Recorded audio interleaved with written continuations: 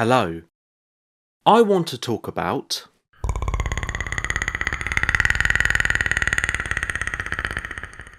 the successful and popular action, sci-fi and monster horror franchise that has been going on for nearly 40 years, releasing a total of 9 films, and over the years, the Predator franchise has had its highs and lows. So, in this video, I'm going to review and rank all 9 Predator films, and that is including the 2 unfortunate, disastrous AVP crossover films. Why do I do this to myself? I shall be discussing the films in release order, from the OG Predator film towards last year's Killer of Killers and Badlands. And when I conclude talking about a Predator film, it shall be added to my tier list. Anyway, I hope you all enjoy. The original Predator film was released in 1987, written by Jim and John Thomas and directed by John McTiernan, the same filmmaker behind Die Hard, Last Action Hero, Die Hard with a Vengeance, and many more examples. Predator is about a team of commandos on a mission in a Central American jungle. They find themselves hunted by an extraterrestrial warrior. The first installment is a very solid film and a strong start for the franchise. The first aspect I want to talk about is the music by Alan Silvestri. The reason why I feel it's important to discuss first is that you hear it right at the beginning of the film, pretty much like a lot of other films do the same.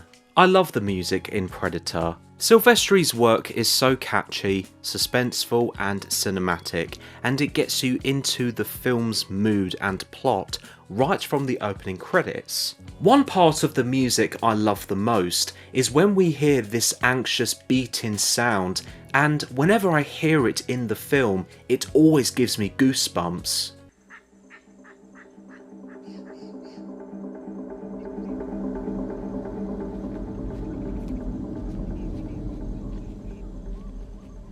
Regarding other music, there is Little Richard's Long Tall Sally, and it's such a tune to listen to. The song does a great job of being part of the Commandos' solid introduction and towards the audience, along with their similar and also different personalities. They are all presented as these tough, reserved and stoic individuals. All of them are smart and skillful at their jobs. That is until they meet something they haven't fought before in their line of work. However, the Commandos are self-aware and brave in anticipating whatever type of threat there may be in the jungle, by being always on the lookout.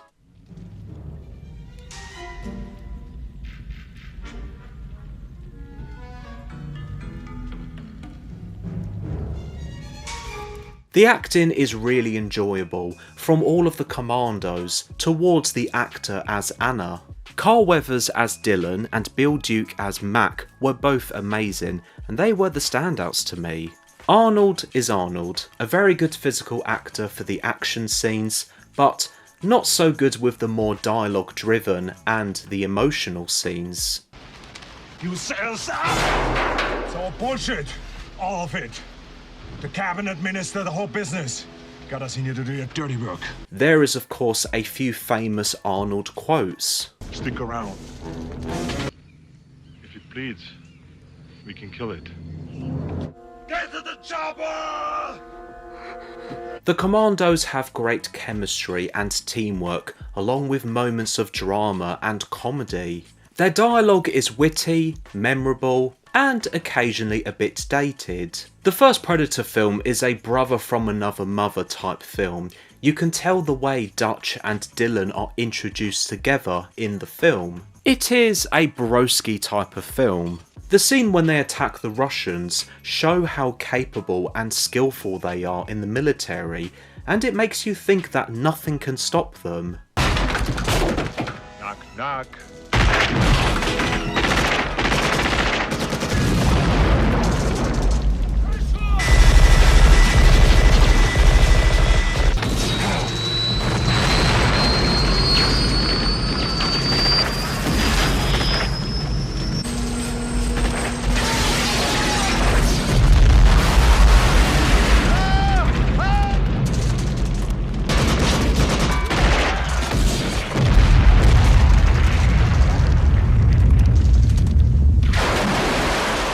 success. On a more serious note, you really believe the characters go from being these reserved and stoic individuals towards showing honest emotions when it comes to fear and sadness. This is when the predator becomes their conflict and starts killing them off one by one.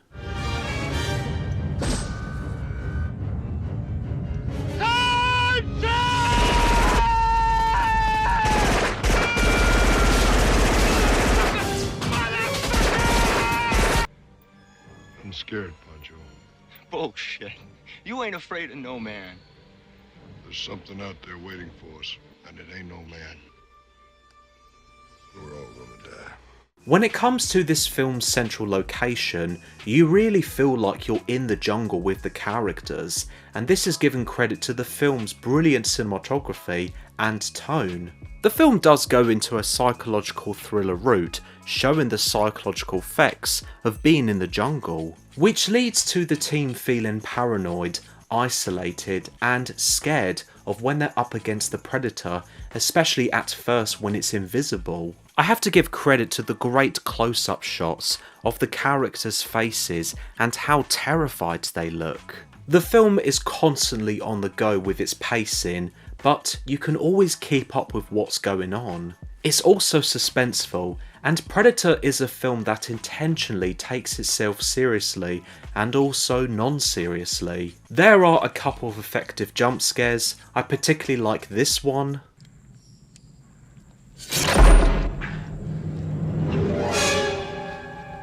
Let's now talk about the Predator itself. So first of all, this first version of the Predator is smart, cautious, curious, and eventually dangerous towards the human characters. There is some great goofiness when the Predator is invisible and jumps. Woohoo!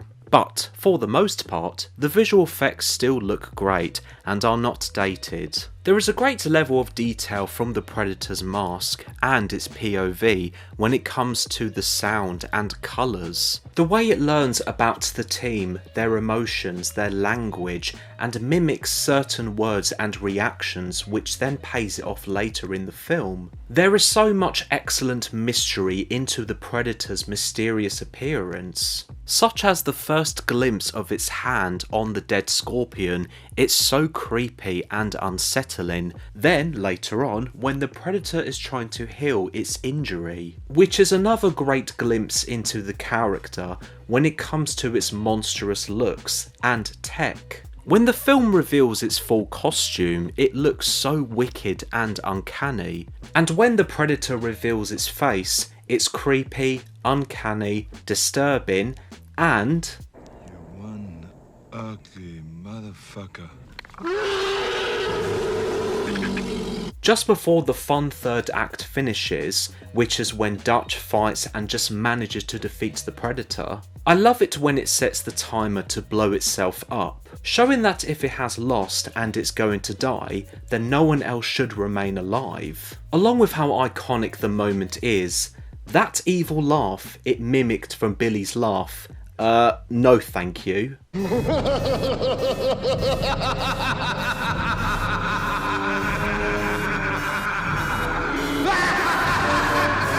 I have to praise Kevin Peter Hall as the Predator. It's a dedicated and fantastic performance, both physically and mentally. When you look at Kevin Peter Hall in that wardrobe makeup and with that size, and you see him against Arnold, you believe, ooh, Arnie's in trouble. He made it work. Kevin Peter Hall really made the thing work. The first Predator film is brutal and gory when it comes to the effects and kills by the Predator and its weapons. From the first great kill of Shane Black's character and towards Billy's death scene, which was at first anticlimactic, but then the film actually pays it off later. The film has a sad ending, as Dutch has lost all of his friends, showing what it's like for someone in the military to lose their friends, and you feel the sadness and loss, but also victory. So yeah, I really like the first Predator film, and I'm confident that a lot of other people do as well. I'm going to put Predator on row A.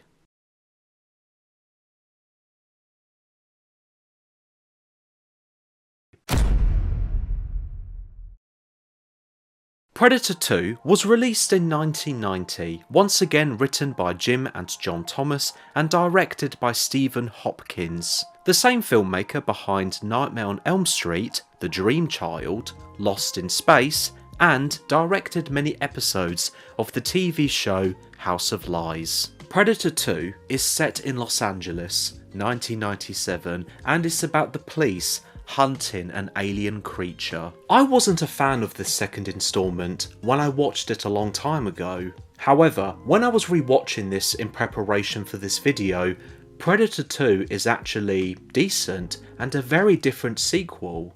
And that's the thing with the Predator franchise, they're all different films. After the first film, they could have done a Friday the 13th when they go back to the same location and do the same thing over and over again.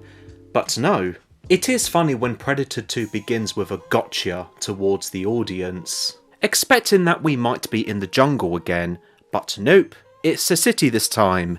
LA, baby. Predator 2 feels bigger and busier than the previous film, as we are in a bigger location, crime has gone through the roof in LA, and there are so many more characters. In a lot of the scenes, there is always something crazy going on, either in the foreground or background. It's like an average day in Gotham City. When I was rewatching these specific scenes, it was honestly a lot to take in, as I was so used to watching the previous film at one location. One of the main reasons why crime has gone through the roof is there is an intense drug war going on, whilst a predator is going around LA and killing gangs and cop members. At first, Predator 2 feels like you're watching two films at once, but once it all comes together, it surprisingly works. This feels like it's going for a more over-the-top vibe, however, that might not work for everyone. For example, there is a moment during the opening shootout scene when a Colombian gang member snorts cocaine and gives an intentionally exaggerated performance. Then there is this scene on the subway. I'll take that. Again. Hold it, please. Nobody move. Ah, America. It all feels self-aware and intentional. It's a very 90s film, and Predator 2 seems to be going for a crime, drama, action, and mystery feel with some dark comedy. I do find the pacing with Predator 2 to be rushed. Like the previous film, it's always on the go, but this is on the level where, again, I was finding it a lot to take in, and also it was difficult keeping up. But then, when the film gets to the third act, it does start to slow down, but this is on the level where it starts to drag, and I start looking at the time. This sequel does have lots of fun action and kills, such as the crazy opening shootout scene with the Colombian drug cartel and the cops. Once again, the Predator delivers some solid and gory kills, along with graphic dead bodies. To get in some specifics, there is the scene with King Willie, who is the leader of a Jamaican voodoo posse who has just met with our protagonist of the film, Mike Harrigan, played by Danny Glover. Harrigan is there to gather information on the mysterious killer, and then afterwards when he leaves, the Predator unexpectedly turns up. When the Predator appears, it's a really well made scene. The way it's presented of being invisible, walking on water towards King Willie, it's very unsettling and later darkly funny. In my opinion, it becomes darkly comedic when this happens. Foundation laid in the holy mountain. Selah.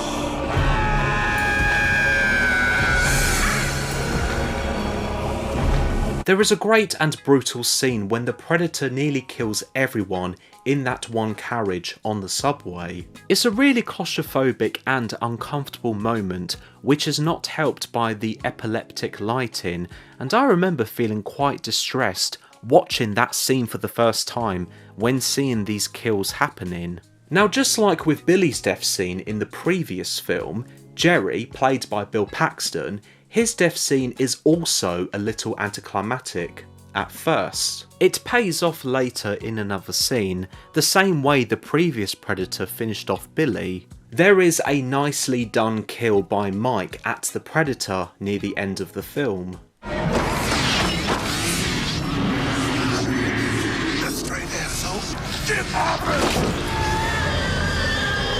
My favourite kill in Predator 2 is Peter Keyes, played by Gary Busey.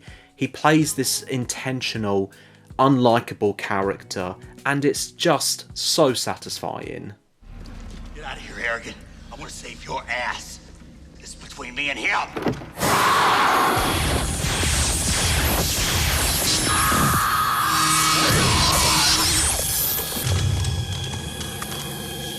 Danny Glover does a pretty good job as Mike Harrigan, a tired and stressed out cop who has to bend the rules to get answers and cares very much about solving these mysterious murders to protect the city and its people. Like Danny Glover in the Lethal Weapon franchise, he's also very funny. In Predator 2, there are these occasional funny moments by Glover's character.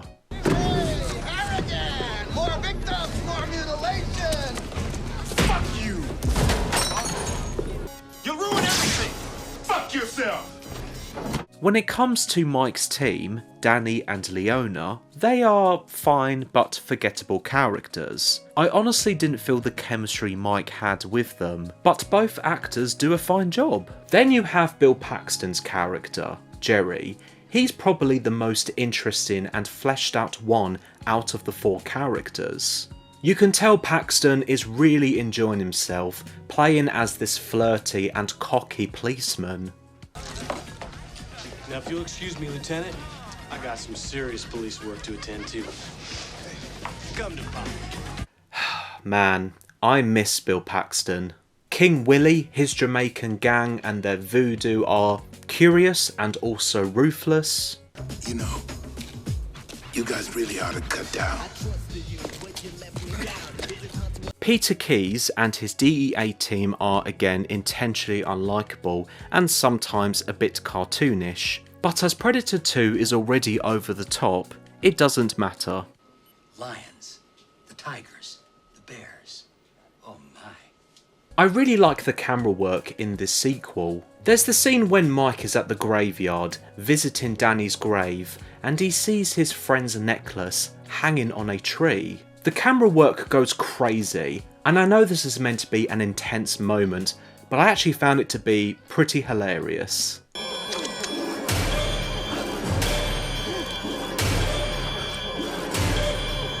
There is the shot when the Predator is on a clock tower building and is holding its spear up, along with a human skull and spine. It's so cinematic and iconic.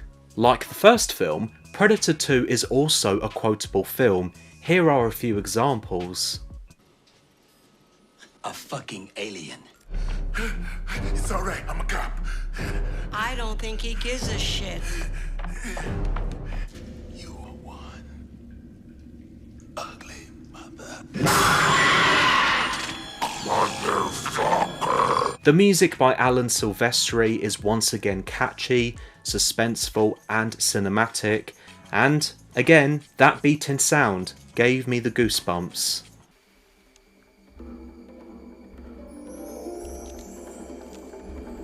Danny's necklace. Now let's talk about the Predator itself in Predator 2. This second Predator looks taller, bigger, stronger, and scarier. There is more detail in the Predator's mask, you also hear it breathe and at times hiss.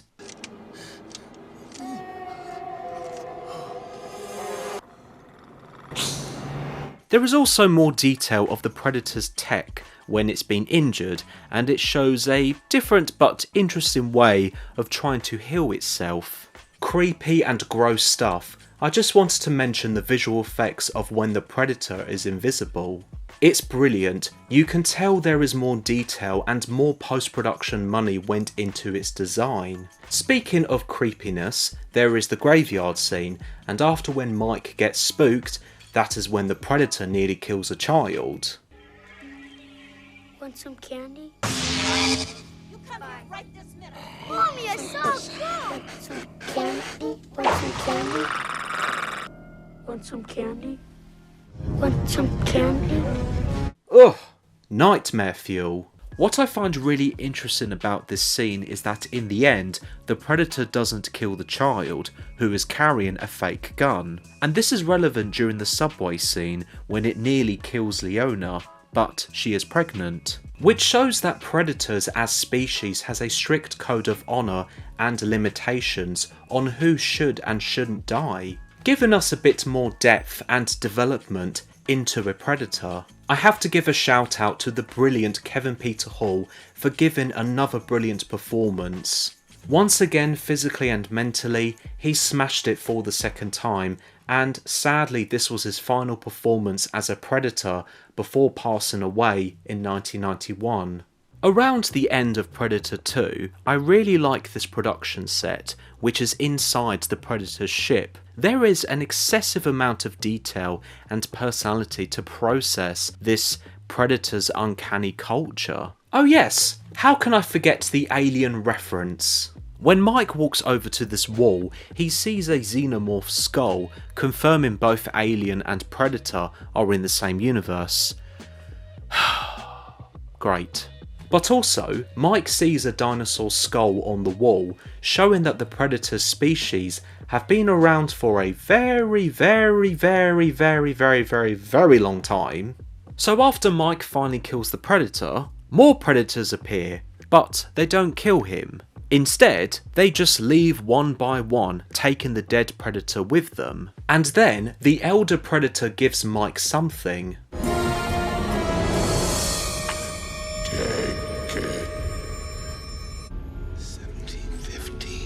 Some audience members might feel a bit confused of why Mike has been given this pistol, but based on my interpretation and research, it shows that the Predators have respect for Mike. By achieving the victory of killing one of their own, the 1715 pistol is shown as a prized trophy for Mike. So in the end, the Predators fly off and away from LA, and Mike saves the city and its people. A positive and curious ending from Predator 2, leaving an open mind for the audience to interpret of what Mike just experienced. So yeah, after rewatching this sequel, I like Predator 2. It's a decent second instalment. I'm going to put Predator 2 on row B.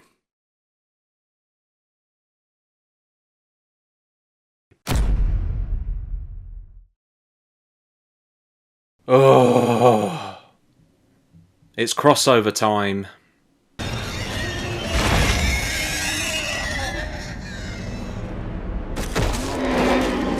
Alien vs Predator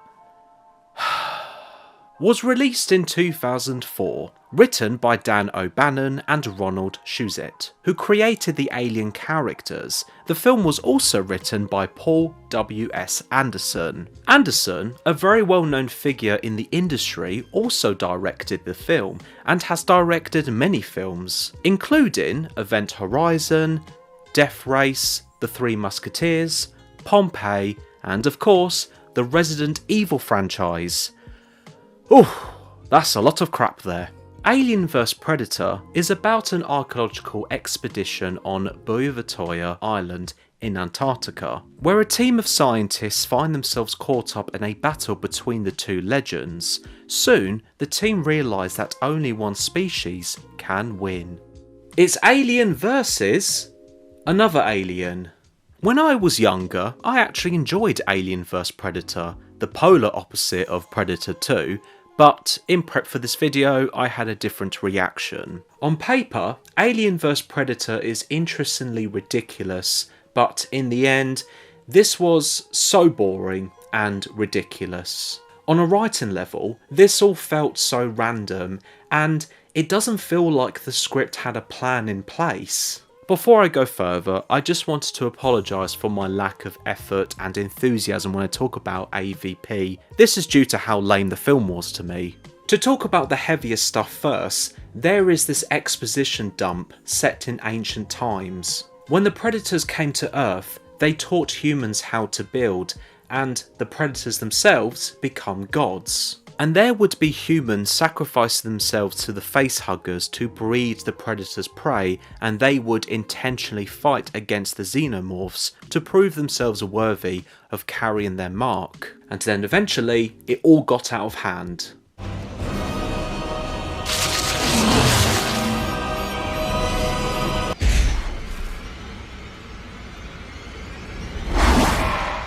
So again, on paper, this is all interesting and ridiculous, but in my opinion, and on an execution level, it is ridiculous, but because of how boring I found this part to be, I couldn't care less about this whole Egyptian side, about the xenomorphs and predators. I can see why some people like this concept, but it doesn't work for me. I also feel it tries way too hard, and it's too much for me. With what I've learned about the predators in the 2 previous films, it already felt interesting and enough. This film is never fun or scary, it's lame, but sometimes laughable. Starting off with the action. God.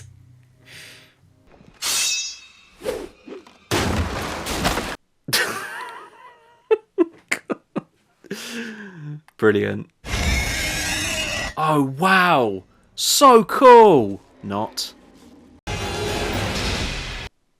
What? There are some bad fake jump scares. Lex! No one goes anywhere alone. The kills are never effective and never memorable.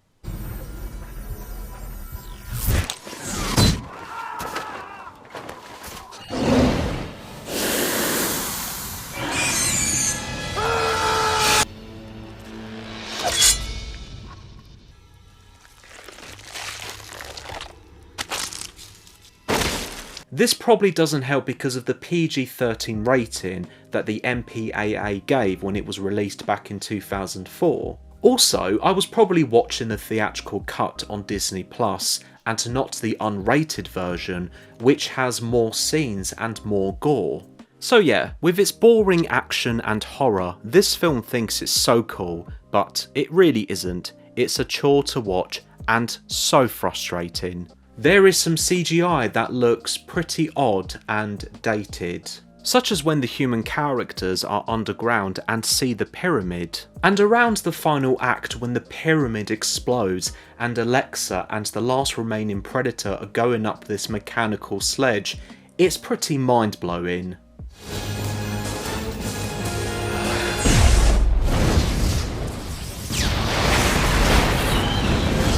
There is some poor editing in Alien vs Predator, for example when a xenomorph and predator are fighting, and my problem with this is how it's aggressively shot with so many quick cuts. How am I meant to find this fun? The dialogue feels so on the nose and bad. It's not choose, it's chosen. Only the chosen ones may enter. It's a good thing we brought the experts. Well, yeah, it is a good thing, because this is like finding Moses' DVD collection. This whole thing was a trap. Without us, there could be no hunt. It's a bomb.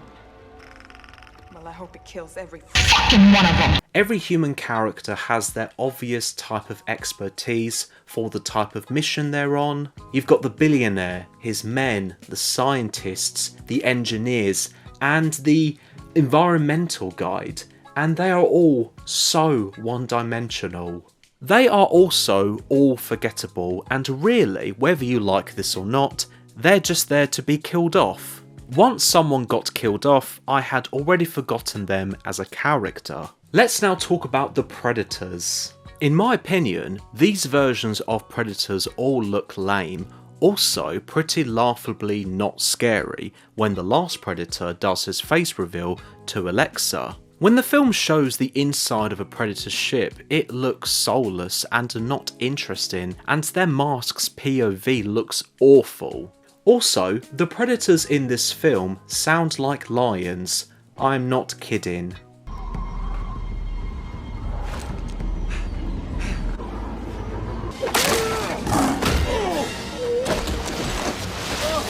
I kind of get it, because lions are also predators. But I feel using a roaring lion as a sound effect for these type of predators just doesn't fit well. Now, surprisingly, I do have some positive notes for Alien vs Predator. The tunnel that goes underground where the pyramid is looks fun as an entrance prop. There's an exaggerated but fun low angle shot of the Predator's ship going past the humans unexpectedly and quietly. The pyramid shifting and separating the characters does give me a claustrophobic feeling, and it makes me feel like that I would not want to be in their shoes in that situation. The alien queen looks fine by its particular design, and the xenomorphs do what xenomorphs do. They're pure evil, disgusting, and once again, unsettling. Alien vs Predator ends when a pred-alien, yes, according to research that is the name of it, bursts from the main predator's body. The predator who was with Alexa got stabbed by the alien queen, died, and earlier in the film a facehugger got to it. It is a cliffhanger that is leading to a sequel. Oh no. So yeah, this was a chore to watch. Rewatching this was boring, and I'm so glad this film is done, although it doesn't get better from here. I'm going to put Alien vs Predator on row D.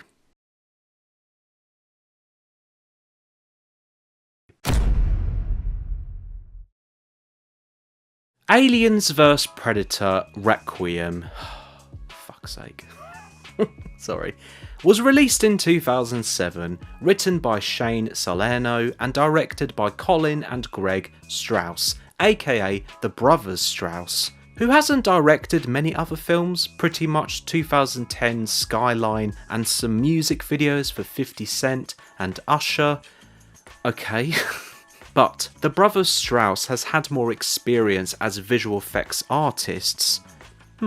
Interesting. The film takes place straight after the first film and is about the warring alien and predator races' descent on a rural Colorado town where unsuspecting residents must band together for any chance of survival. So, AVP1 was a pretty bad film. With AVP2, this is 10 times worse. One of the biggest problems with this sequel is how dark it is, and what I mean by dark, I mean I can't see shit in this film. There are lots of examples. There are some homeless individuals in this sewer, I can't tell where they're standing and their deaths were difficult to see. During night time, when the predator lands on Earth, I literally couldn't see much and managed to just see the mask. There is a scene when the predator is walking through the sewers where the homeless folk got killed by the xenomorphs. I couldn't see anything in this scene, and that is including the full appearance of the main xenomorph and its assistants.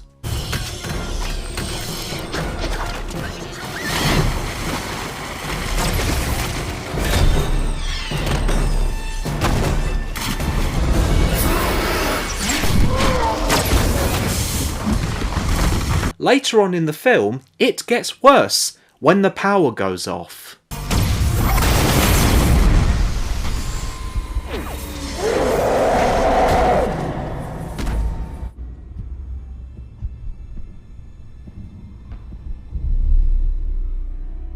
Great, now I won't be able to see anything. When the power has gone out, it makes the experience more frustrating.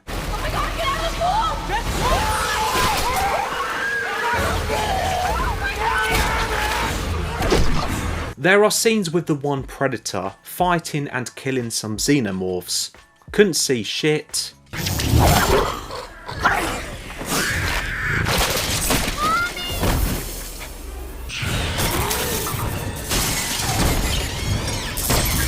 There is a scene when some of the human characters are walking up some stairs in a hospital with guns. Couldn't see shit. Near the end of the film, when the predator reveals its face, it looks kind of creepy from what I can see, although I can't see it fully because of how dark this film looks. AVP2 is definitely a film you shouldn't watch in the daytime. You would have to wait until nighttime and turn every single light off in your house. Look, I'm really sorry that I didn't explain these scenes that well.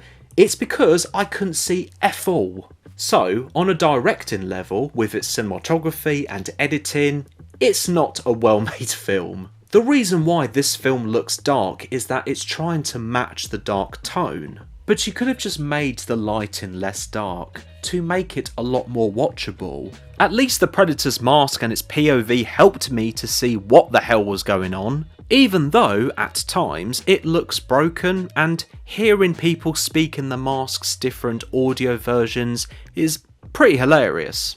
Where are you, buddy?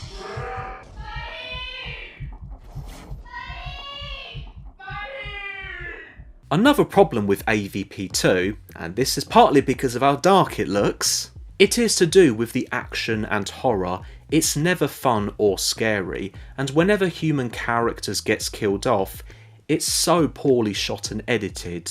For example, there is a scene when some xenomorphs kill some soldiers.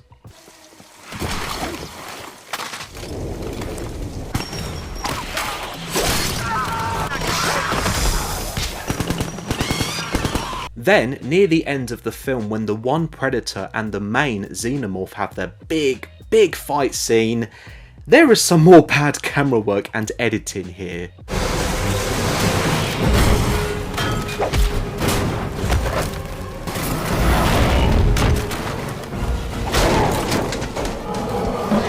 With the dark look and the bad camera and editing work, it's a pretty frustrating experience. And also, it's miserable. The story feels all over the place, jumping to so many locations, and it's all rushed and repetitive. The acting is wooden, checked out, and sometimes pretty bad. Hey, Ricky, what the hell are you doing? Hey, something came after us. I don't know what happened. What do you mean something came after us? We ran all the way here. Slow down. What came after you? I don't know. Where were you? We were at the school. Her stomach, it was gone. She's dead. She's dead. Hey, people are dying. We need guns.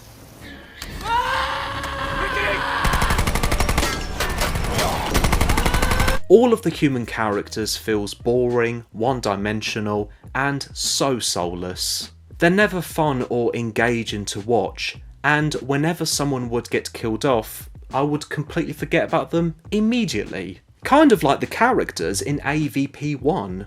So there is a love interest going on between the characters of Ricky and Jess, but there is never any interest or care for their relationship. Even when Jess gets killed off, I couldn't feel Ricky's pain. I was like, whatever. There are these bullies that bully Ricky and who are just bland and have no personality. We can find him in 30 minutes or less, asshole. Let's go, bitch. There's Ricky and his brother Dallas, who have meh chemistry and nothing special to show as brothers. There is this mum character who has just got back from the military and is trying to reconnect with her daughter. But the daughter has grown a close relationship with her dad while the mum has been away and serving the country. Which was interesting at first, to think that she might have a second chance to rebuild a relationship again with her daughter, especially when her husband gets killed off by a xenomorph and her daughter run off. See? No monster.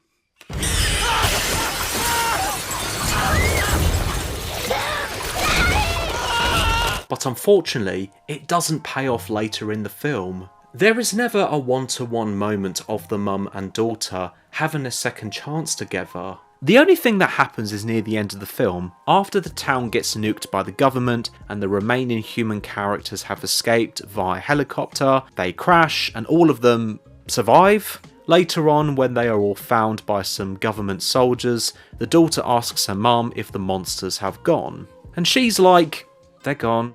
But that didn't feel enough for me to believe their relationship as mother and daughter reconnecting their love. Yeah.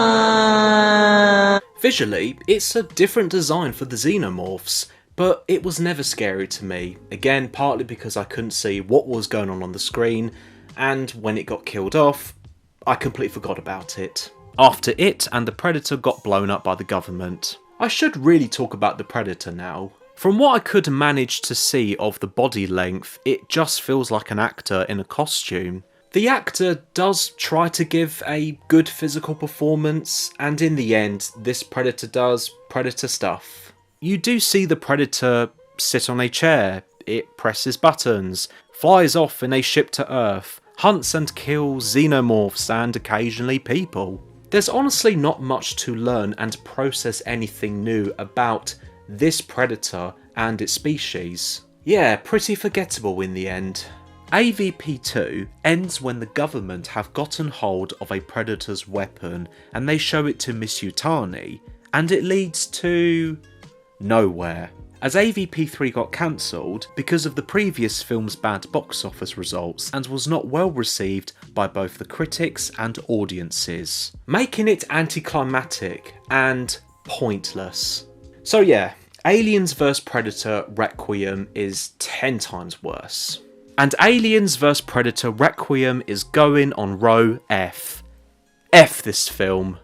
Ugh, I feel drained from talking about these two crossover films. So, I think it would be best for me to go lie down on my bed and recharge. Yeah, that doesn't sound like a bad idea.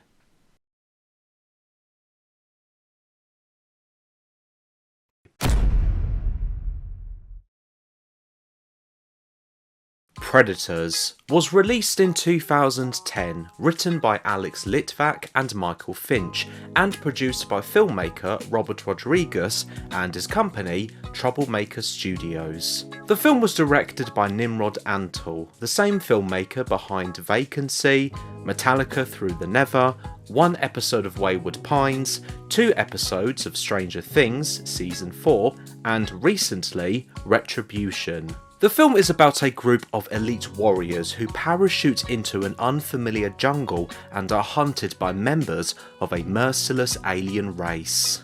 By the way, I am feeling recharged, and I've noticed that my hair and beard has grown whilst I was asleep. So this was the first time I watched a Predator film in a cinema, and I remember feeling blown away by it.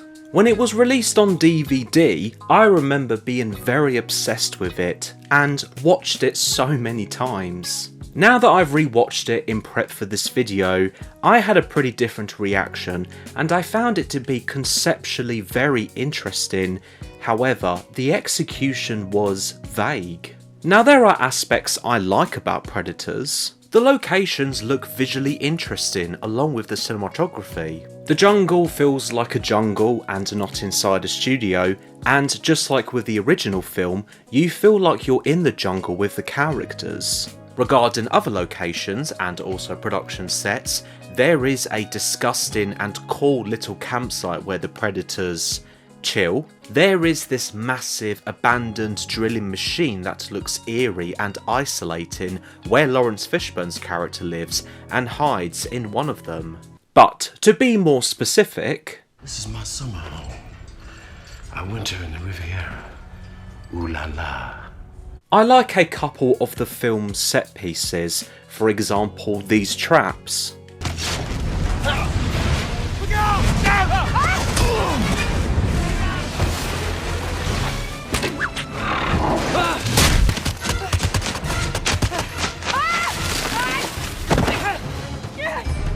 There is this other trap when we see Danny Trejo's character sitting on grass, and he is being used as bait towards the other characters.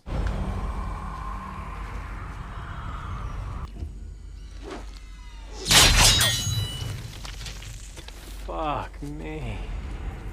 It's a clever trap to lure and manipulate people easily. The way it's presented is creepy and unsettling. The Predators look decent and different, the creature effects are solid, and parts of the costumes feel like they were properly handmade by themselves. The main Predator, known as the Berserker Predator, also known as the Super Predator, has a completely different face and it's pretty memorable and disgusting, particularly when you look at the top of its brain and its eyes are full of nightmare fuel. Unfortunately, I wasn't a fan of the Predator's mask's POV.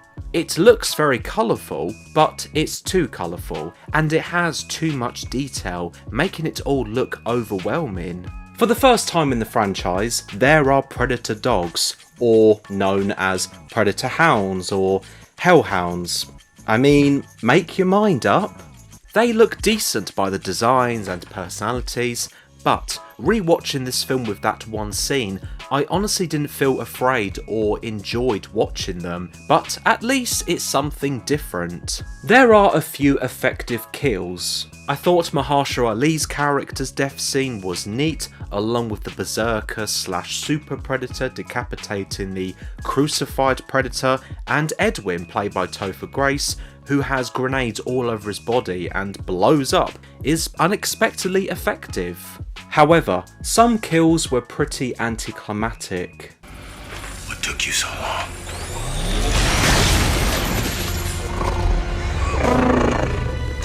Рожь у тебя.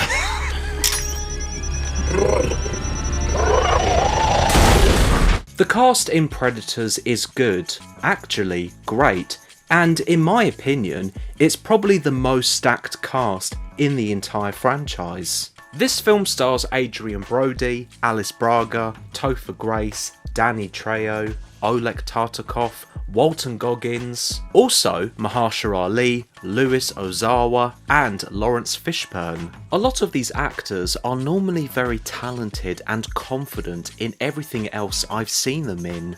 But in this film, a lot of the acting seems checked out and effortless, and it doesn't look like they're enjoying themselves. Except for Noland, played by Lawrence Fishburne, who's having a blast and playing as this very curious and crazy person. How long you been here, man? 7 seasons, I think. What? 10. Damn. Apart from Noland, all of the other characters are one-dimensional. They're forgettable, boring, and have zero chemistry. It's a shame though, as they've all come from very interesting backgrounds, and I've said this before, whether you like this or not, they're just there to be killed off. The dialogue is so on the nose. I have never seen so many WTF reactions. What the fuck is going on here? Ow! What the fuck? Oh, shit! Fuck! What the fuck is that thing? What the fuck are you? What the hell is that? Another on-the-nose moment is when Royce and Isabel are having a one-to-one moment. You said we were chosen. I asked for what? It's because we are predators. Just like them. We're the monsters of our own world. Whoa. Nah, I never knew that. The humour in Predators is sometimes odd, and also very, very dated. I'm gonna so many fine bitches. Be like, what time is it? 5 o'clock? Time to go me some fine bitches. Know what I'm saying? Oh yeah, totally. Oh, yikes. I mean, this is pretty bad, but when I watched this at the cinema, it's pretty crazy that I remember a lot of people were laughing at this type of comedy. But that's 2010 humour for you.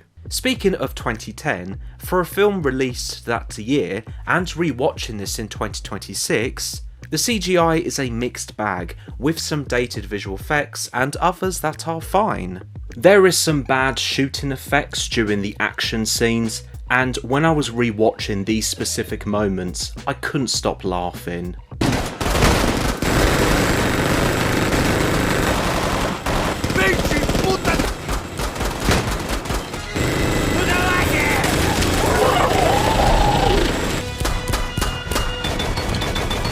Let's now talk more about the suspense. Now, except for the bait trap scene, I couldn't feel much suspense or any fun during the horror and action, and I blame the pacing. It feels all over the place by being boring, repetitive, effortless, and off. Predators has a final act that is pretty dull, and in some aspects, it tries so hard to be like the original film. And that's the thing, the film has nods to the 87 film. I mean, yes, like a lot of other Predator films do with some of the famous quotes, but with this, it's so in your face. What is it?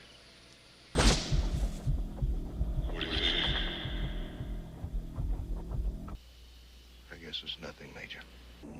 What is it? What did you say? Nothing.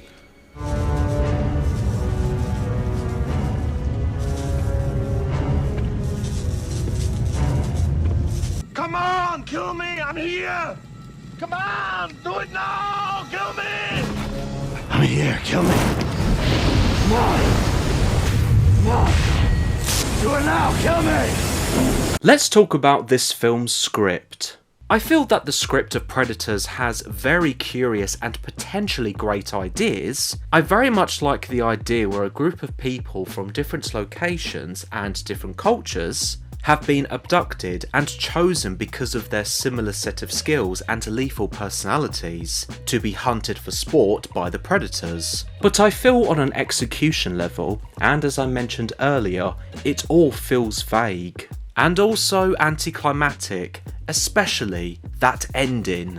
In my opinion, the film doesn't show or tell any subtle and effective story development, it just comes out of nowhere. I do feel that the concept of Predators could have worked better as a limited series. Each episode could have done something like the brilliant TV show Lost. Every episode is about one character, including one with the Predators, flashbacks about each individual's past, and leading up to the events in the present, going full circle. But I'm sure there'll be some people who may feel differently about this, and only just want to watch Predators do their sport of hunting and killing, and that's cool. So yeah, Predators has a brilliant cast with solid and dated technical aspects, but issues with pacing, acting, and character development. A story that has very interesting ideas that hooked me, however, it all felt unresolved and underwhelming. I'm going to put Predators on row D.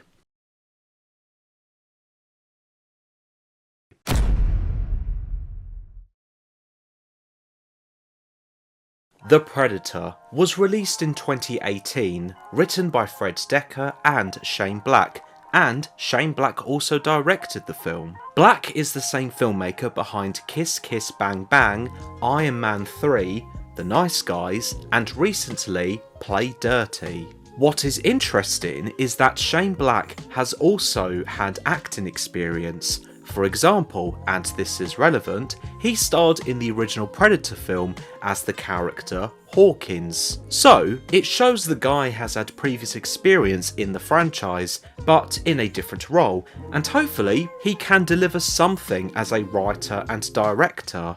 The film is about when a young boy accidentally triggers the universe's most lethal hunters, who return to Earth. Only a ragtag crew of ex-soldiers and a disgruntled scientist can prevent the end of the human race. So, I like the Predator's costume, it looks visually pretty neat. The details on the mask and this wrist gauntlet looks good, and you can feel how metal and heavy they are. The creature effects of the Predator look decent and watchable, and the production sets of this underground scientist lab and the Predator ship all look decent. And that's pretty much it for my positive notes, because this film sucks. I remember back in 2018 seeing this in the cinema and mostly having the same reaction as I did rewatching this in prep for the video. But a part of me felt that this was much worse. I never felt any fun or suspense. There is some pretty bad action, gore and kills. It's all executed lazily by Black's directing, the camera work and editing. I hate this film's visual effects. For example, there's a scene where the tall Predator jumps up and lands near a bus. We get some new Predator hounds or hellhounds. They look like shit and are not scary. There is this taller Predator known as the Upgrade Predator, and it's fully presented in CGI, and it looks dreadful. There's one particular scene where it doesn't look like it's been rendered correctly and completely. To be a part of the framing, it's pretty noticeable and frustrating. Regarding other usual Predator aspects, the mask's POV gave me a headache.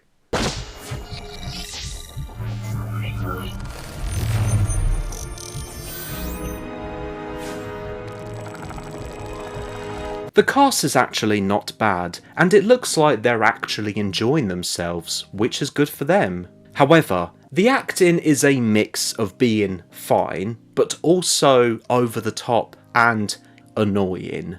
We have Boyd Holbrook, Olivia Munn, Yvonne Strahovski, Trevante Rhodes, Keegan-Michael Key, Thomas Jane, Alfie Allen, Augusto Aguilera, Sterling K. Brown, Jacob Tremblay, and also Jake Busey, who plays Sean Keyes, the son of Peter Keyes from Predator 2, and who was played by Gary Busey, father of Jake. And like the cast in Predators, a lot of this cast is normally very talented and incredible in other films and TV shows. For example, Sterling K. Brown, an actor who is really talented and entertaining in a variety of roles, such as American Crime Story Season 1, The People vs. O.J. Simpson, This Is Us, Waves, American Fiction, and many more. But in The Predator, Shane Black directs Sterling K. Brown as this sarcastic, edgy, mean, cartoonish CIA character, and his acting is just so annoying. Dr. Brackett, would you like to meet a predator? Come on. You want to know if someone fucked an alien? Yeah. That's good. Come on. It's property of Project Stargazer. That's what the fuck it is. That's my dad. He's gonna come save me now. Oh, is he? Is that what he's gonna do? He's gotta be just about the dumbest motherfucker I've ever met. But I will give another credit to this film. His death scene is pretty hilarious. Let's talk about the team. When Holbrook's character has been put on this bus, he is with a group of individuals who are all military, but also crazy. The performances, the dialogue, and the tone are all so absurd and annoying. If your mom's vagina were a video game, it'd be rated E for everyone. Keegan-Michael Key, again, another actor who I think is very entertaining and also hilarious, Key and Peele, for example. But in The Predator, he is the complete opposite. A lot of the scenes with these guys are just constant joke after joke by being forceful, random, and absurd, in my opinion. And there is so much screen time wasted with them messing around and not focusing on the conflict of this alien threat going on. I never felt their chemistry, and I didn't care when they started getting killed off by the upgrade Predator. According to IMDb, this film is classed as a dark comedy, more like a shit dark comedy. Man, this film does give me a headache. Going back to 2018, when I saw this in the cinema, I had no idea this film was going to go in that dark comedy direction. I know Shane Black is known for making this type of genre for cinema, and he is normally very good. But with this film, it's so contrived and it tries way too hard. And in the end, it doesn't work for me. This isn't my type of sense of humour. I remember back in 2016, laughing so many times when I was watching The Nice Guys. Bang! Oh! Bang!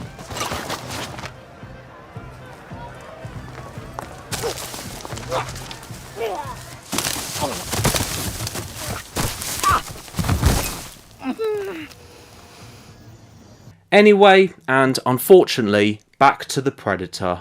Regarding the family, I didn't feel any chemistry, and also, the script didn't feel like they cared for each other as a family. So Jacob Tremblay plays this character named Rory, and he has ASD.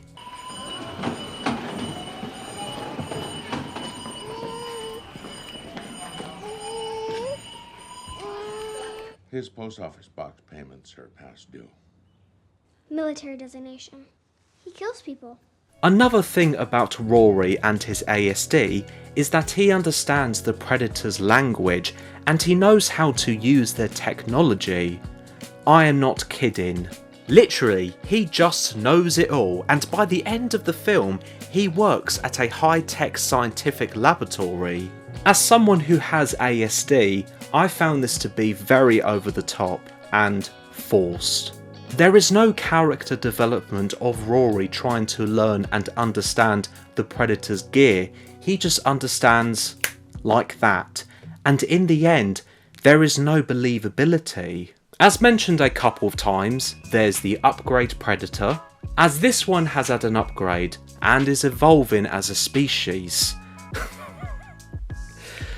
Okay.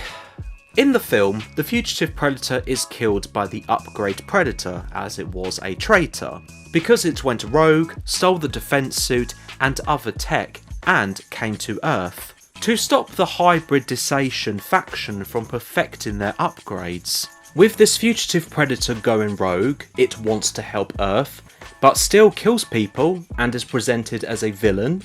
Then the upgrade Predator comes along, there's Boyd Holbrook and his crazy team, you've got Olivia Munn as the scientist who loves stargazing, Sterling K. Brown and his CIA team, and there is Rory's ASD being used as a superpower.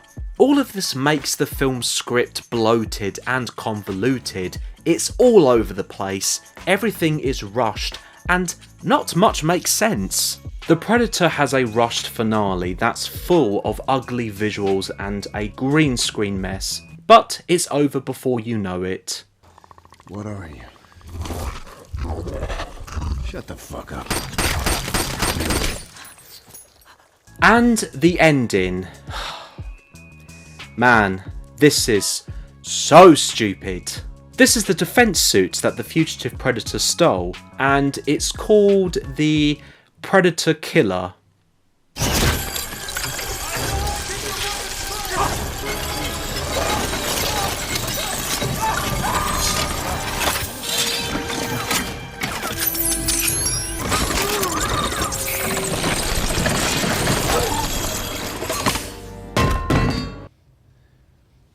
What is this? For a moment there, I felt like I was watching a Michael Bay film. So yeah, The Predator sucks. And I'm going to put it on row F. This film can also get F'd. I'm hoping that Mr. Trachtenberg can save this franchise and also save me from being drained and also losing my mind again.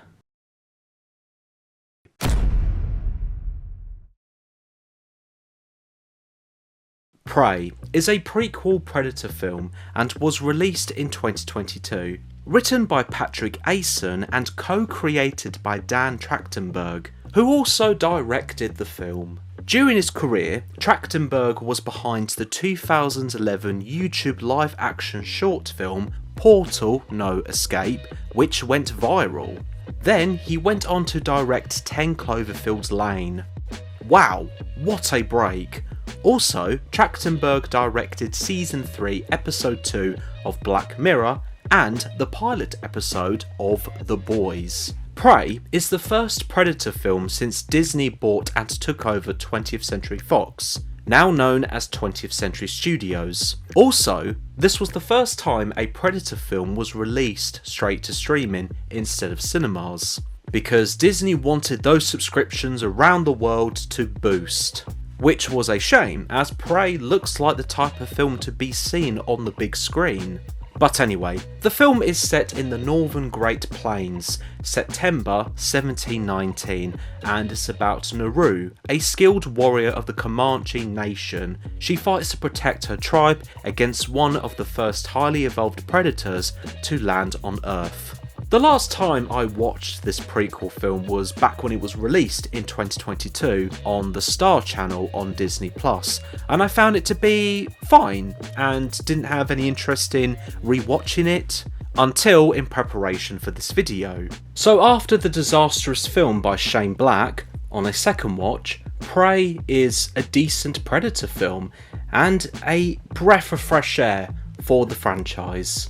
One of the reasons why I feel that Prey should have been seen in the cinemas is the look of the film.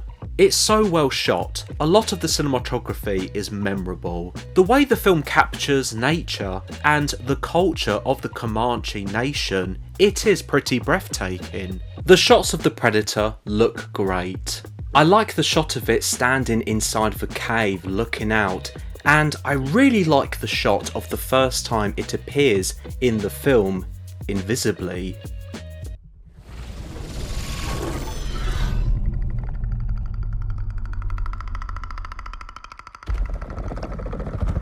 Regarding other camera work, there is a decent amount of nighttime cinematography, so much better than AVP2. The pacing is pretty slow, and some audiences might have a problem with that, but in my opinion, the film likes to take its time in presenting the time period, characters and locations. The music feels catchy and intense, and it puts you into the film's eerie tone.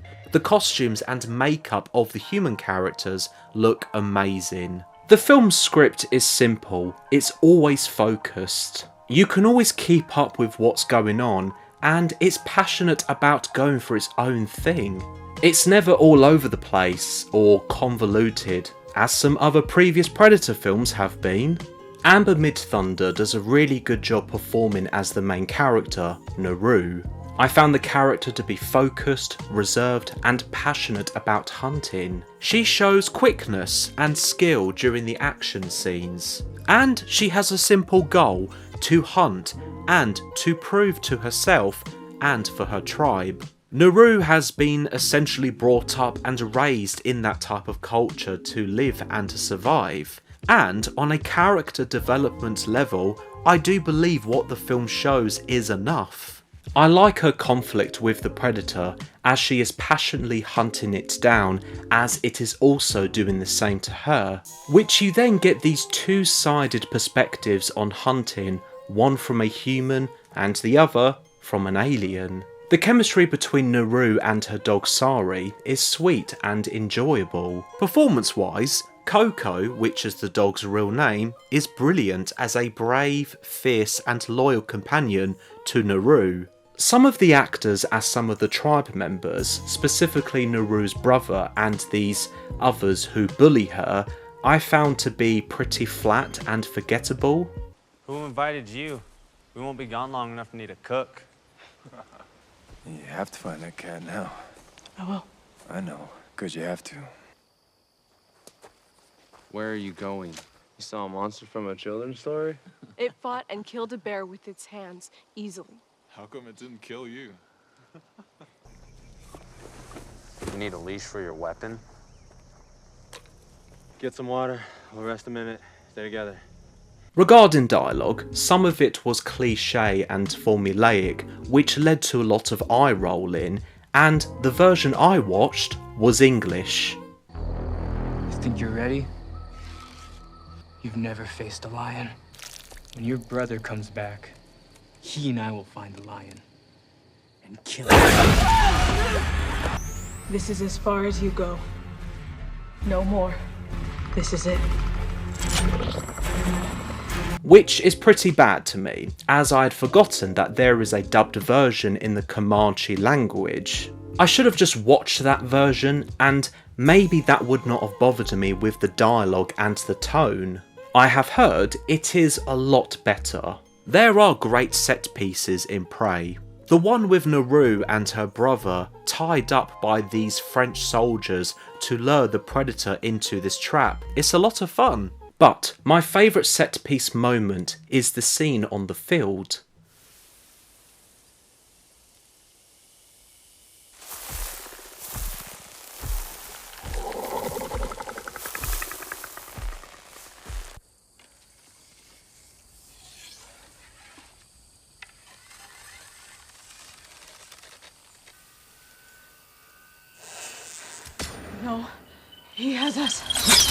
very little dialogue and only natural sounds. It's so subtle and full of suspense. Let's talk about the Predator.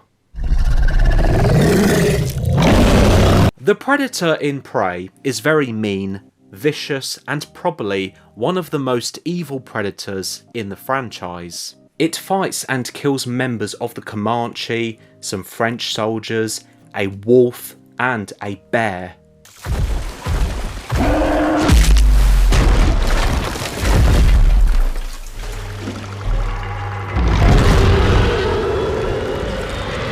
If only that Predator was there to save Leo DiCaprio in The Revenant, it would have saved him a lot of pain and injury. So yeah, CGI animal lovers, this won't be for you. I love the fight scene between the Predator and some of these goofy French soldiers, and this is the first time you see it in full view. It's all effective, sometimes darkly funny and satisfying on a directing, camera and editing level. So yeah, action wise and horror wise, it's all again mean and vicious stuff. I love the sound design of when the Predator is doing its clicking noises. It's so eerie, unsettling and different.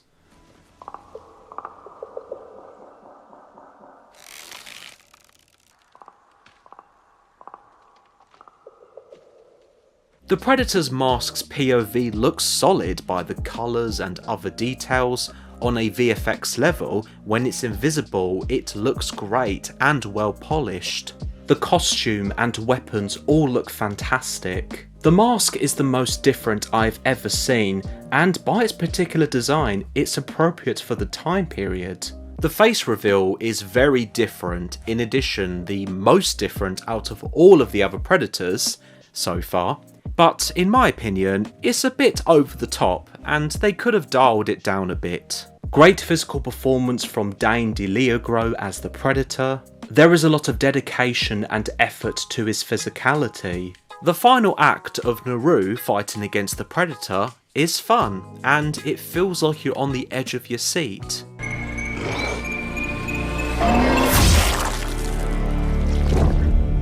The film ends with Naru bringing the Predator's head to her tribe and they celebrate. She's achieved her goal by proving to them that she can hunt, kill and survive. Then around the end credits, we see the Predator ships are coming for the Comanche, leaving a bit of a cliffhanger ending. Oh yes, I had nearly forgotten, that pistol from Predator 2 is in this film. Pull that back and it will fire. That's all?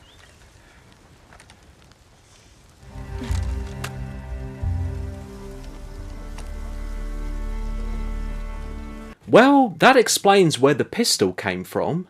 So I'm guessing that the Predators defeated Naru and the Comanche, and that's how they got the pistol to then give it to Mike Harrigan in Predator 2. Okay, I will accept that. So yeah, Prey is a breath of fresh air. It is different and a lot of this works. I feel Dan Trachtenberg did a pretty good job directing a Predator film for the first time, and maybe if I watched the Comanche version, I wouldn't have discussed my issues with the dialogue as much. And I'm going to put Prey on row B.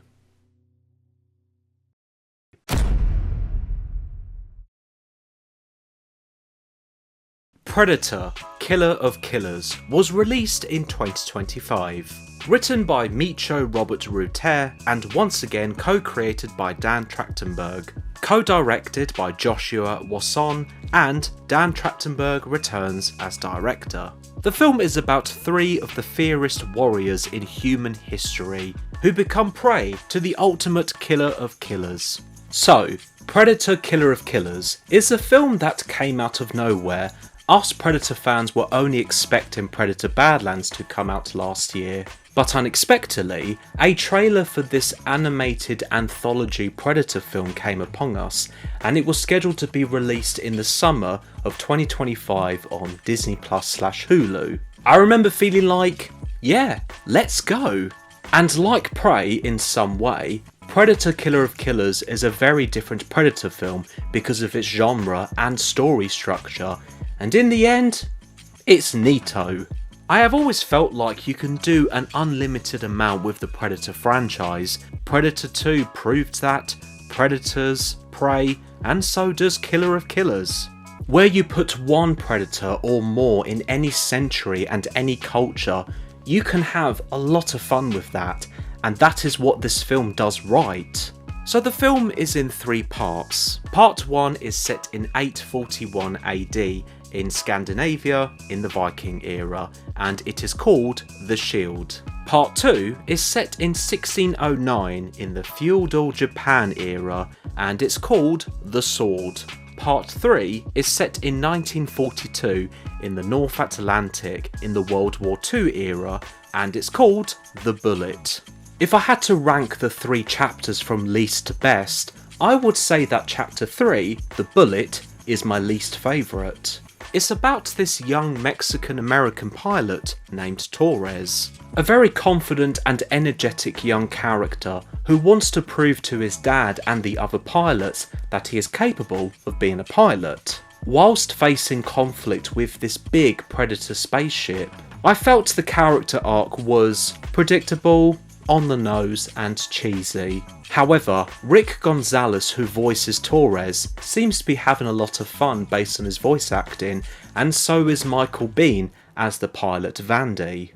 Kill this motherfucker for me. No, turn it off! The tone is light, fun, and pretty cheesy, which is probably intentional, as some other World War II films can be, particularly some of the war films from the 60s.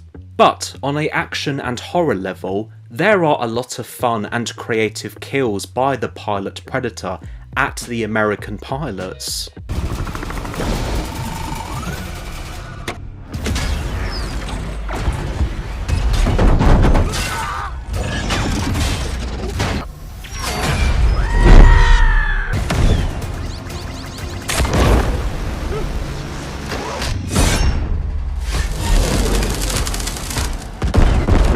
We get another completely different looking Predator in the spaceship with little costume, more skin, and no dreadlocks. It's a ruthless Predator who knows how to get the job done until it's met its match. In the end, the Predator spaceship gets blown up in a very cinematic way.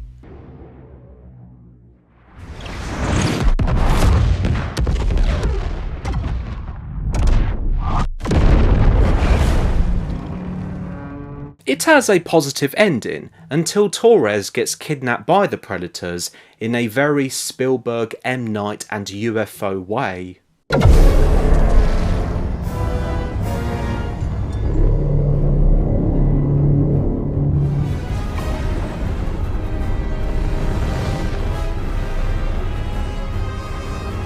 Next up in the middle of my ranking list is Part 1, The Shield. It's about this Viking character named Ursa who wants to get revenge on a guy called Zoron who killed her father. The Shield has a very dark tone with well-made graphic action, horror and kills by the Vikings and the one Predator Viking. The entire presentation is bleak, maybe a little too bleak. It's especially dark when the first chapter is wrapping up regarding Ursa's son. You killed the monster. No.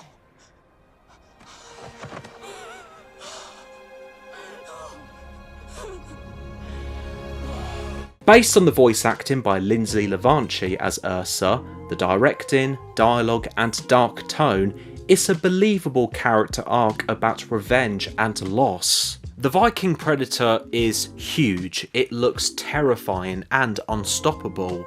I love how it uses this sonic prosthetic weapon.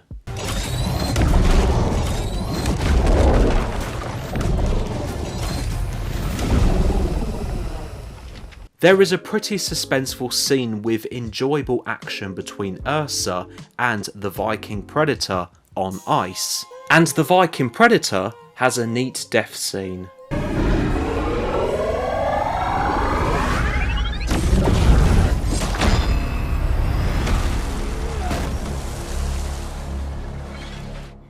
In my opinion, the best is Part 2, The Sword. It is about these two Japanese brothers who one day have to fight each other. One of them loses the fight by getting a cut on the cheek and runs away. The other becomes a samurai. It cuts to 20 years later. A second fight is about to happen between the two brothers. One is now a qualified samurai and the other a ninja. The sword is very focused and has a character-driven arc. When it comes to justice, redemption, compromise and tragedy, it has a subtle tone. There is nearly no dialogue and it's very show don't tell, which I appreciated.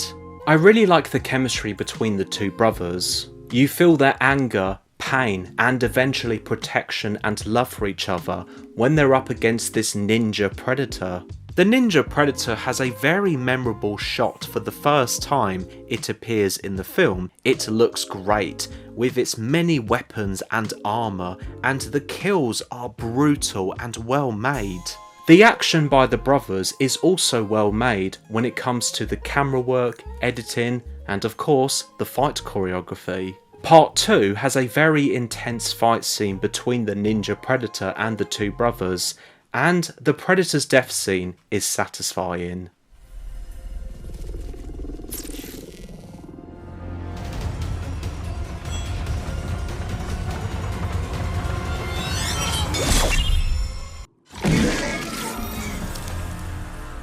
Like the shield, the sword also has a bleak and sad ending when one of the brothers, who is the samurai, dies. So those are the 3 parts and my list, but in Killer of Killers there is an extra part. So our 3 main characters from the 3 different centuries have all been kidnapped by the predators and are taken to this massive coliseum, which is believed to be set on the predator's homeworld. It's a final chapter where everything neatly comes together for the story and for the 3 main characters. First of all, the size and scale of this Predator's Coliseum obviously looks massive, but also amazing. I love how over the top it looks, and it shows how passionate they are about hunting and killing as a sport and as a species. The extra part of Predator Killer of Killers is the most Predator final act I've ever seen when it comes to how crazy it all looks and feels, as there are so many of them and an actual predator monster. So there is a fight to the death between the 3 main characters. Whoever survives last gets the opportunity to fight against the Predator King / Warlord. They are all given 1 weapon each from their century.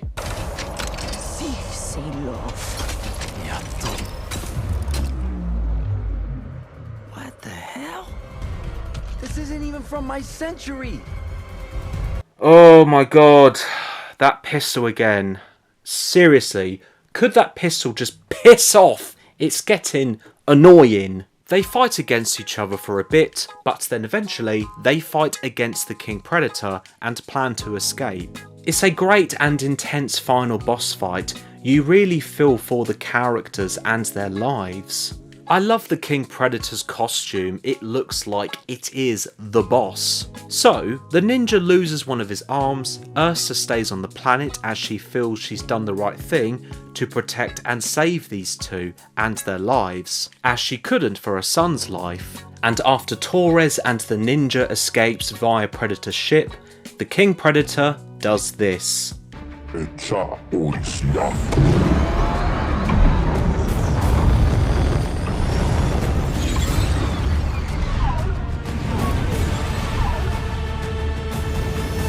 I love that final shot of the King Predator. It gives me goosebumps. And again, it shows how passionate they are about hunting and killing for sport as a species. So Ursa has been put back into deep sleep, and there's Naru from Prey. Killer of Killers has a post-credit scene, and it involves 2 very familiar characters who are in a deep sleep as well.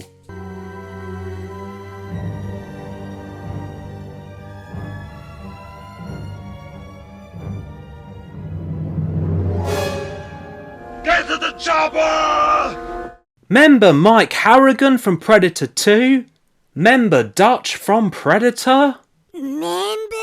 Okay, so I'm guessing that this extra part and that post-credit scene is set after the 87 film and the sequel. It does show that we should have been expecting this to happen for quite a while now. To me, this feels purposefully nostalgic, but also pandering and too much. I thought the Predators were chilled and had respect for Mike Harrigan and were happy enough to leave him alone. Regarding other notes on Predator Killer of Killers, the animation looks great. Very expressive and full of detail, it's fast paced and appropriate for the genres it's going for. There is so much engagement with the camera work, especially from the action scenes. So yeah, Killer of Killers is another different Predator film and it's very neat. With engaging technical aspects and 3 anthology stories in their own way, with a forced post-credit scene that will either work for people or not. But not for me. However, Dan Trachtenberg has done another solid job for this franchise. I wonder if he directed the next film. I'm going to put Predator, Killer of Killers on row B.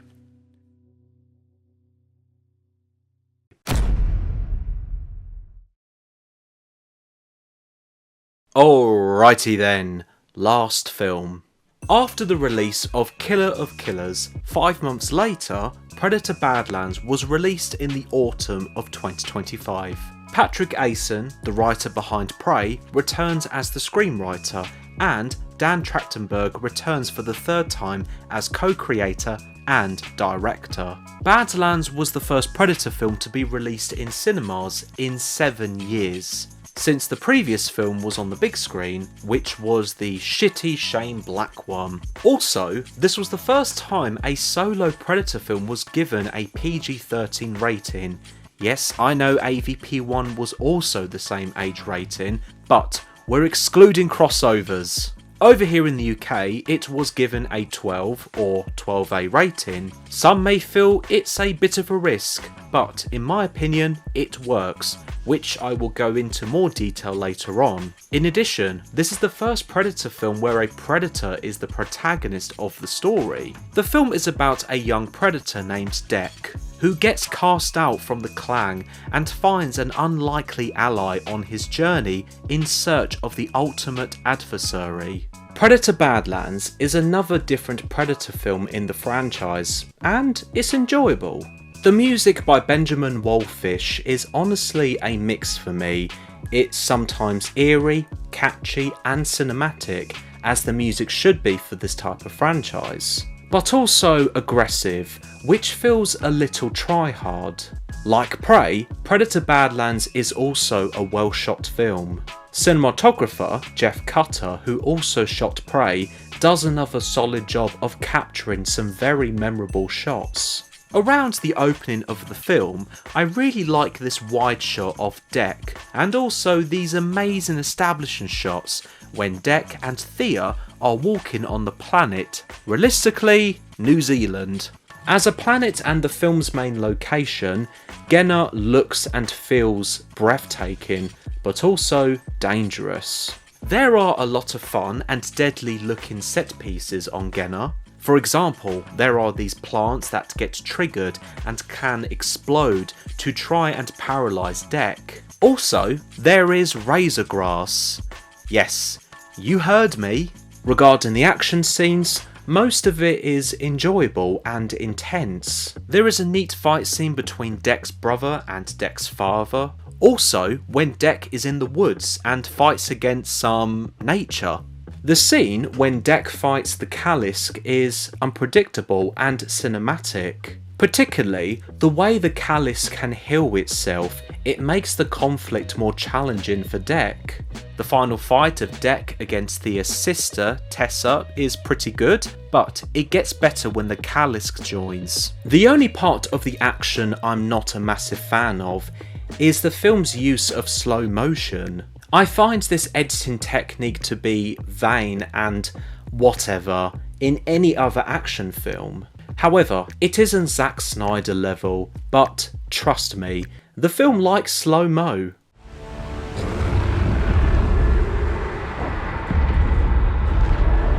Now, given the film's lower age rating, the kills are still very memorable and effective.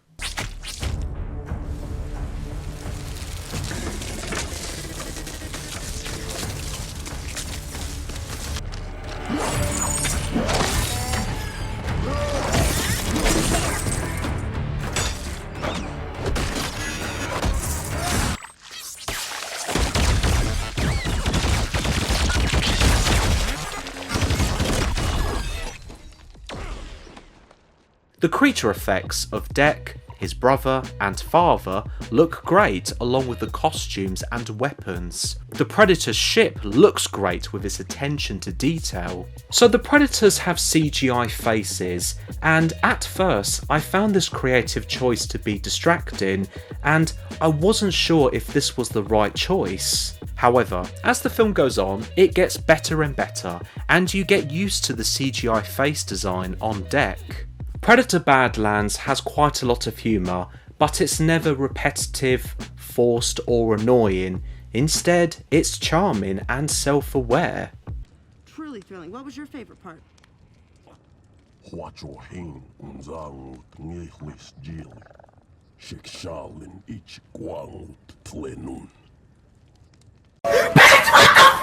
There's a charming moment when this critter named Bud is copying what Dec is doing.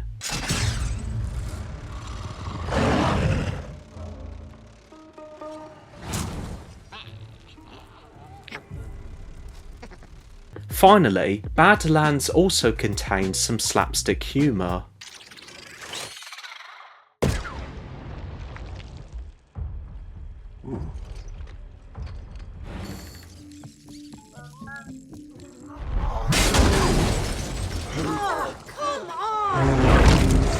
Again, like Prey, the script of Badlands is simple, but this time bigger. It's also full of adventure. It manages to not be all over the place or convoluted. Regarding the main character, Dec is a predator who at first is passionate and committed by wanting to prove to the clan to defeat in the Kalisk, and is full of bravery during the challenges Dec faces on Genna. But on a personal side, you also feel sympathy for Dec when his brother is killed by their father. The father feels that Dec is weak and a disgraceful runt. God, could you imagine I would have said the C word then?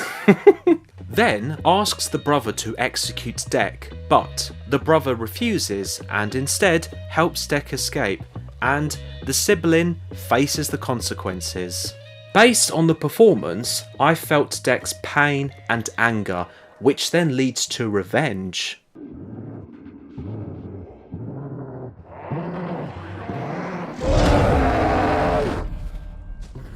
Dec is a predator who originally sticks to clan traditions, but bends the rules by protecting the vulnerable instead of slaughtering them. You could say Predator Badlands is a film about traditions, but going towards progression. I have to give another shout out to another actor as a predator, who is Demetrius Schuster Kolomatani. He gives a fantastic physical performance as Dec. I thought Elle Fanning delivered two very enjoyable performances as these two synthetic twin sisters who are chalk and cheese, and they are named Thea and Tessa. Some audience members may feel Fanning's performance as Thea might at first come across annoying, but in my opinion she doesn't perform any over-the-top acting and is instead subtle. The chemistry between the two sisters was decent. Thea, who is the good synthetic, wants to have a relationship with her sister. She cares about the nature of Genna and she sees the world full of colours. Tessa, who is the bad synthetic, just sees them together as tools. She only cares about researching the nature of Genna and the Kalisk, and she also sees the world in black and white. It's a type of chemistry we've seen a few times. Speaking of research, Tessa and the Wayland Corporation's motivation of researching Genna, Dec's species, and specifically the Kalisk for bioweapons, is a motivation we've seen a million of times already. Dec, Thea and Bud have pretty good chemistry. You've got three completely different individuals who could have easily become enemies, but instead they work together and you feel their bond during the drama, action and adventure they're all on together. So around the final act, Dec and Tessa get into a fight, the Callisk eats Tessa, it then gets frozen and destroyed by Tessa inside. She is then free, Dec stabs her from behind, and then someone else finishes her off, deservedly.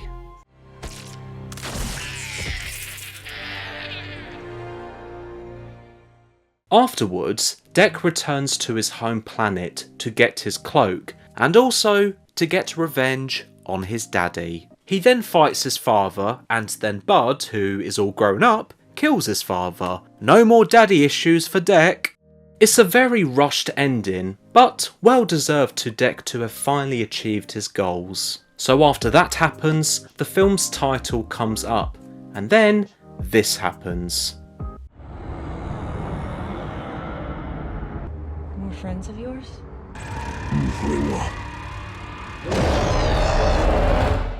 So, not only Dec has daddy issues, but he also has mummy issues.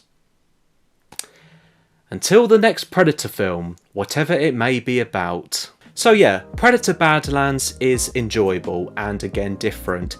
It's a film that gets the job done, but it does struggle when it comes to a few very familiar moments when it comes to story and character, with a rushed final act and ending.